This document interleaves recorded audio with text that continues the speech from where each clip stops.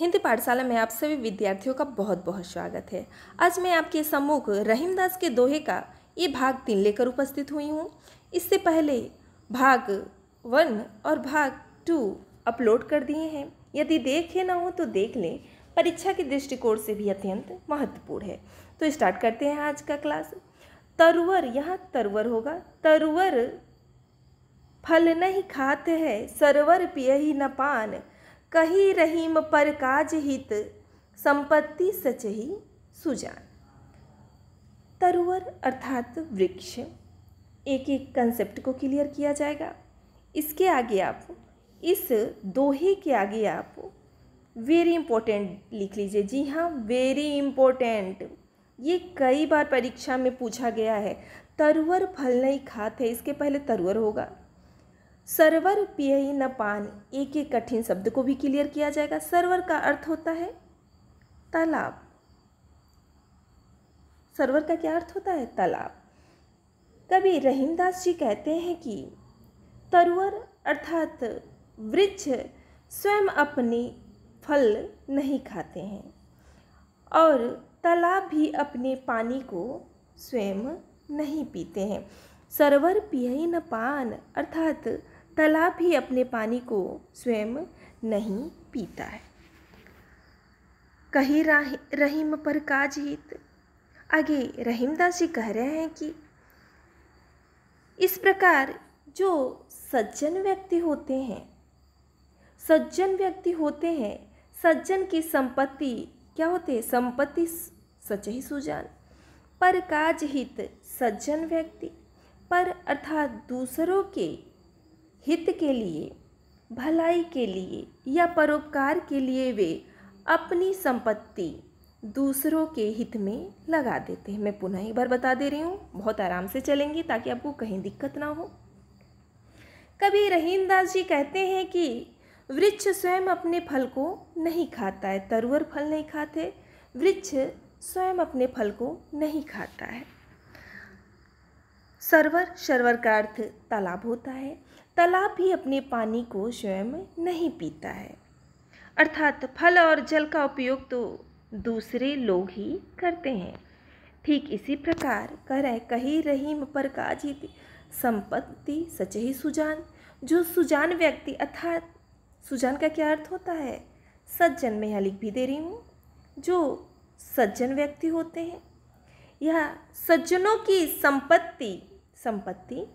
सज्जनों की संपत्ति परोपकार के लिए होती है। वे अपनी संपत्ति को पर काज अर्थात पर दूसरों के, पर का क्या अर्थ होता है? दूसरों के काज अर्थात कार्य के लिए लगा देते हैं, अथवा अपनी संपत्ति को दूसरे के हित में, हित अर्थात भलाई में लगा देते हैं। स्पष्ट हो गया होगा। 12वें नंबर दोहे पे विचार किया जाए। रहीमन देखी बड़ेन को, लघु न दीजे डारी, जहाँ काम आवे सुई, कहाँ करे तरवारी। कह रहे हैं कि रहीमन देख बड़ेन को, लघु का अर्थ होता है अत्यंत छोटा या छोटा। रहीमदास जी कहते हैं कि बड़े लोगों को देख करके छोटों का निरादर नहीं करना चाहिए, अर्थात बड़े व्यक्तियों को सम्मान करते समय छोटे व्यक्ति को भूलना नहीं चाहिए।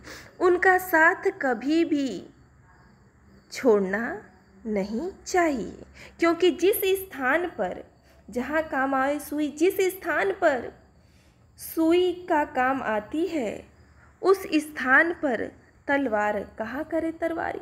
उस स्थान पर तलवार काम नहीं करती। इसलिए छोटे चीज़ों या छोटे लोग भी समय आने पर बड़े काम के होते हैं। मैं पुनः एक बार बता दे रही हूँ। रहीमन देखी बड़े ने को, लघु न दीजे डारे। कभी रहीमदास जी कहते हैं कि बड़े लोगों को देखकर छोटों का निरादर नहीं करना चाहिए, उनका साथ कभी भी छोड़ना नहीं चाहिए, क्योंकि जिस स्थान पर सुई काम आती है उस स्थान पर तलवार काम नहीं कर सकती। इसलिए छोटे चीज़ या छोटे लोग भी समय आने पर बड़े काम के होते हैं। स्पष्ट हो गया होगा। 13वें नंबर का दोहा आपकी स्क्रीन पे है। यो रहीम सुख होत है बड़ देख निज गोत ज्यो वडरी अखिया निरखी आखिन को सुख होत। गोत का अर्थ होता है गोत्र। गोत का क्या अर्थ होता है, मैं यहाँ लिख दे रही हूँ। गोत का अर्थ क्या होता है, गोत्र अथवा परिवार। बड़ी अर्थात बड़ी। निरख का क्या अर्थ होता है, निरखी। निरख का अर्थ होता है देख कर। निरखी का क्या अर्थ होता है, देख कर। स्पष्ट हो गया होगा। अब इसकी व्याख्या पे विचार किया जाए। कवि रहीमदास जी कहते हैं कि जिस प्रकार अपनी बड़ी बड़ी आँखों को देखकर, रहीमदास जी कह रहे हैं कि जिस प्रकार अपनी बड़ी बड़ी आँखों को देखकर व्यक्ति की आँखों को सुख मिलता है, उसी प्रकार प्रत्येक व्यक्ति अपने परिवार को बढ़ता हुआ देखकर प्रसन्न होता है और उसे अद्भुत या दिव्य अमृत देखकर या समृद्ध देखकर अपार सुख का अनुभव करता है। पुनः एक बार बताते रहे। कवि रहीमदास जी कहते हैं कि जिस प्रकार बड़ी देख नीचे गोत अर्थात अपनी बड़ी बड़ी आँखों को देखकर, गोत का अर्थ होता है परिवार, बड़ी बड़ी आँखों को देखकर जो बड़ी बड़ी अखियाँ निरखी, बड़ी बड़ी निरखी मतलब देखकर। लास्ट वाली पंक्ति से इसका व्याख्या स्पष्ट होगा।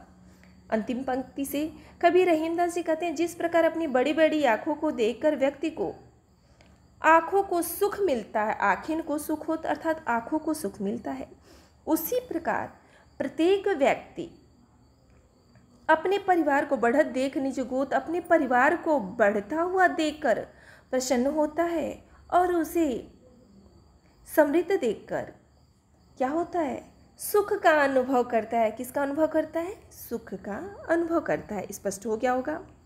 और रहीमदास का 14वें नंबर का दोहा है जो आपके पाठ्यक्रम के अनुसार अंतिम है, तो इसका भी व्याख्या कर रहे हैं।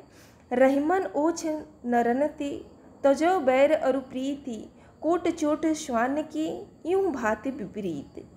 ओछे का अर्थ होता है ओछे, ओछे शब्द आया, ओछ नहीं ओछे शब्द आया। ओछे का अर्थ होता है संकुचित स्वभाव के। क्या होता है, संकुचित स्वभाव के। स्पष्ट हो गया होगा। और बैर का अर्थ होता है शत्रुता। दुह, ये यूह नहीं दुह है। दुह का अर्थ होता है दो।